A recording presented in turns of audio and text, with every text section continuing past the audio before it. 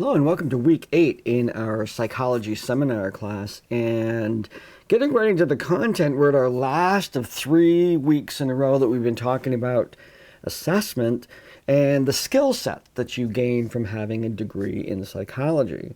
So right now what we're looking at, after we've looked at the APA outcomes, the value outcomes, the 21st century skills that people are looking for in modern jobs, we're left with what we kind of call non-academic skills. And these have a lot to do with the building of your character. So let's take a look at the slideshow. So here you have non-academic skills. And the first one we're going to look at is character. And this is aspects of yourself that have developed over time that create the professional psychologist. What does that look like? Or the profession, I guess, in any job, not just psychology. But what are the kinds of things that a person with good character has? So we have a list of items. We have self-control, emotional control, emotional intelligence, a curiosity, and I think this is very vital, that we have a curiosity that drives us to know more about the world around us, about how people tick, and that we're willing to do the effort to engage the science. Either that's by reading the articles that are difficult to read, not jumping to conclusions, and possibly even doing some of the research ourselves. So we engage in those things because we are curious, and we nurture that curiosity by feeding it with valid information from the journals. We look at television programs. We are aware of what's going around. We are listening a lot more than we're talking. Those kinds of things that really, really develop a long-term sense of curiosity. I myself I'm almost curious about everything. I can watch National Geographic specials on almost any topic and find them engaging. I might not pursue a particular profession or idea or research in ancient Egyptian symbology, but I find it curious. I find the world very, very fascinating. So developing that kind of character, an important part of being a psychologist, is an important part of being a good student as well. We have optimism, a sense of we can make a difference and the work that we're doing is important and people can change, and they do change. And finally, confidence. You are gaining the skills, probably the field of study that is studying the most complex thing that we know, and that's the human mind. And by doing that, you really have an amazing skill set that you bring to the table to any interaction that you're at. You have that scientific mindset. We don't jump to conclusions. I like to be data driven. I'm willing to talk about different perspectives and respect those. At yet same time, I don't have to be moved like a flag when the wind is blowing in a particular direction, and I can stand on my own arguments, but I don't hold on to them too much to the detriment of truth, which is what we're really after here. So that's the bit about character. Another non-academic skill is socio-emotional health. And this particular graphic is kind of an exhaustive graphic. It's in the materials. We have emotional competence, that's regulation, empathy and self-control. You can see how some of that is part of character. Well, belief in self-efficacy. I have confidence that I can do things. Persistence, I keep on doing things, even in the face of failure. And self-awareness, I'm aware of what's going on inside of me. I'm aware of my body. I'm aware of where I need to have stress reliefs. I'm aware when I'm failing, and I'm aware when I need to take action. In the engaged living, I'm optimistic. You have zest, you're excited to just seize the moment, seize the day, as a carpe diem, as the Robin Williams said in Dead Poet Society, and gratitude. So nurturing a sense of just we have this amazing opportunity on this planet to engage people, to learn about them, to enjoy all the things that the earth has to provide, and contribute to that as well. And finally, a belief in others that reflects a coherence in my family, peer support, and school support. Now, this constellation right here is essentially a guide to healthy living. If you can nurture and build these things in your life purposefully, actually taking action, setting goals, if you don't have peers that you can turn to, then developing those kinds of relationships. You haven't reached out to other people in school, you develop those. You're a little pessimistic, then let's work on that.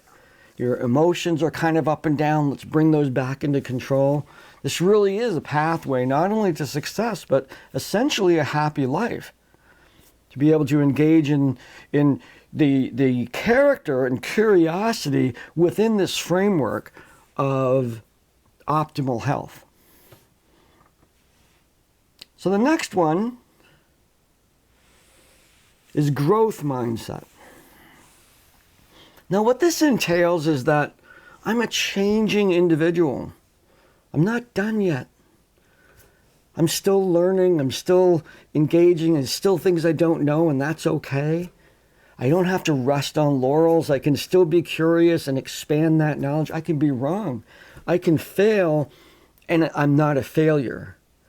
So my growth mindset, the growth mindset that you want to engage in, or a real positive aspect of your life, allows you to grow and become more than you are today by being able to assess the skills that you need to get things done. And the lack of those skills is not a detriment to you. It's just the need to go get those skills and to develop them. But we can grow more through learning, always learning, lifelong learning, enjoying the challenges that come with not understanding something, and then striving through persistence to understand those things and seeking help. We are not masters of everything. We are people along a journey, and there are other people along that journey too. And there's nothing I've enjoyed more than meeting people at conferences, meeting my students, getting to know them and knowing what they're expert at that I'm not expert at. We often talk about teachers and students, and the information's going from the teacher to the student. But it's actually kind of the other way around. I believe I probably learn way more from my students than my students learn from me. And to have that kind of receptive mentality, not always good at it. Sometimes I'm a little tired, and sometimes I just, maybe I'm not doing the best job that I can all the time. But I persist, and I try to be open to learning and modifying my worldview based on the diverse experiences that are in front of me. And to be able to do that really sets you and me up to a cooperative sort of adventure through our material, as opposed to not even the guide on the side. It's really where I'm exploring too, and we're actually looking at a field where not everything is really known yet. Sort of many scientists have said we'll be done exploring the cosmos and still trying to figure out how human beings tick. And I truly believe that that's likely the case. So growth mindset, very important part of this set of non-academic skills. Here's again some graphics here, the growth mindset. And you look at the kinds of statements that go inside a person who has growth mindset. Failure is an opportunity to grow. I can learn to do anything I want. Challenges help me grow. My effort and attitudes determine my abilities. Feedback is constructive. I like to try new things. And I'm inspired by the success of others, not jealous. Then we have this fixed mindset where failure is the limit of my abilities. If you see any of these statements, if you read any of the statements on the fixed mindset, and you say to yourself, I do these things, well, first off, you're in the growth mindset because you're looking at yourself and you're examining the things that are going on inside of you. But if I'm either good at it or I'm not, if you start thinking that way, then re-examine that. Re-examine that. Instead of just letting that be, and I'm not going to ever be good at that. If it's something important to you, then grasp it. Go after it. Get some help. Persist. Look up YouTube videos. That's kind of like the growth mindset library right there. So just having this opportunity to be able to do that. And what this can lead to, really, when you have the growth mindset, you engage in what we call metacognition. I'm going to be thinking about the processes of thinking so I can think better, so I can improve myself, so I can examine even the ways in which I approach a problem. Examine the actual ways, not just the solving of the problem, but am I approaching this in the right way? Do I need to learn a new way to approach these kinds of problems? Even within ourselves, and if we have challenges within ourselves, our own demons that we have to deal with, being open to the notion that, well, if they're still there, then whatever I'm doing might not be working so well, so why can't I open myself up to some other strategies? And that's all part of this metacognition aspect of these non-academic skills, being able to think about and reflect about your own performance in almost every aspect of the growth mindset. Next, we look at soft skills. Now, it's kind of a bad term, don't you think? But these are critical skills in terms of managing your relationships with others and managing your social identity, the way people see you, people understand you, and your presence in the world, and taking these things extremely seriously.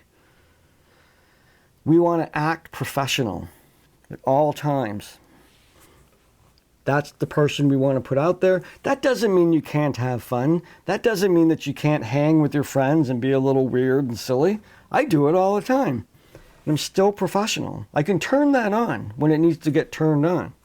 And so being professional is, of course, a very important part of my personal representation to the world of the field of psychology. The way we dress, when we dress to go to school, or we dress to go out, or we dress to go shopping, or we dress to go to a conference, or come to class, or anything like that. These are the impressions that we give people. How well do we dress? Manners. Goes without saying, manners matter. We are we're thinking about our presentation as professionals in the world, and how do we manage that? Certainly being professional with our dress and our manners, being punctual, showing up on time, showing up before you're supposed to be there, not being late. Trust me, I struggle myself with these things. These are not things that have to be perfect per se, but they're things that we strive for. We strive to be professional. We strive to dress correctly and whatnot. I mean, I have a colleague at the school who used to teach at the school, and he would show up every day, suit and tie.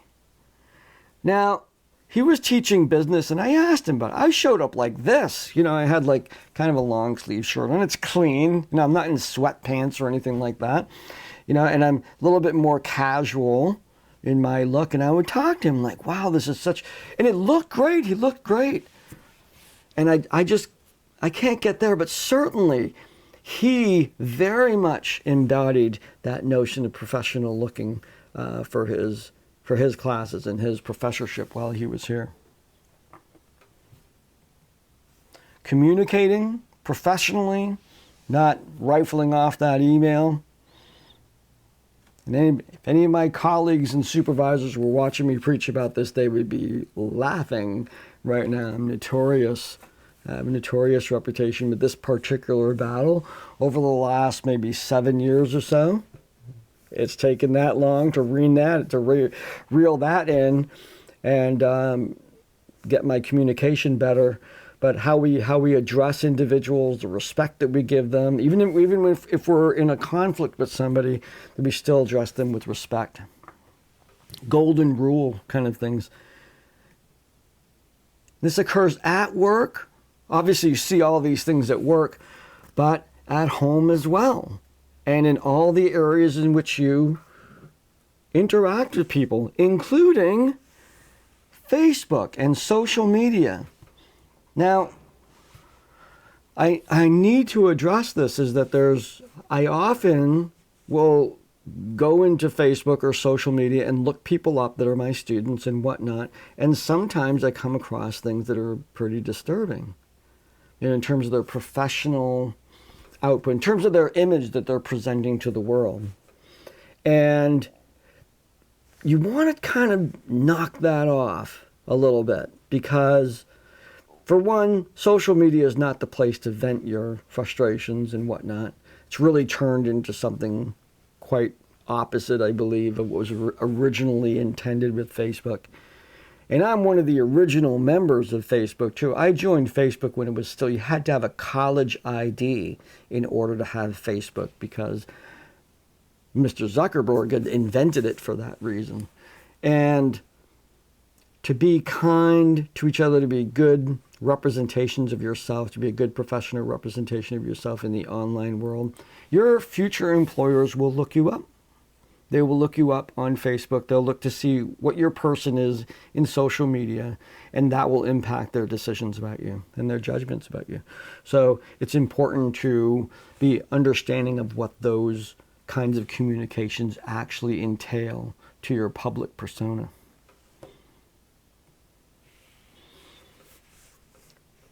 This is a little bit about grit. Here's Michael Phelps and his best swim stroke, which is the butterfly. And here he goes. Look at that. An intense level of grit and just digging in, persistence through. Failure is the pathway to success. In fact, I've done a couple presentations where I say that you don't know success. It's not that. You don't know how good you are at something until you succeed, until you fail. If you're successful all the time, then whatever your true ability may be beyond that. So the point is not success. The point is failure. Push yourself to the point of failure, and that's where you'll discover the growth point. And if you approach that from a growth mindset, we see that failure is an opportunity to fail forward and to grasp that opportunity. Okay, finally found the place where I struggle. I found where I can work, what I can work on. The assessments for this particular week, pretty straightforward. We're going to talk about grit, that failure is a good thing. We're going to have that discussion. And there's a quiz for you to identify and track your non-academic skills. And it includes character, social emotional development, growth mindset, metacognition, and soft skills. So that's it for this week. Enjoy the discussion about failure is good. And I will see you online in the discussions.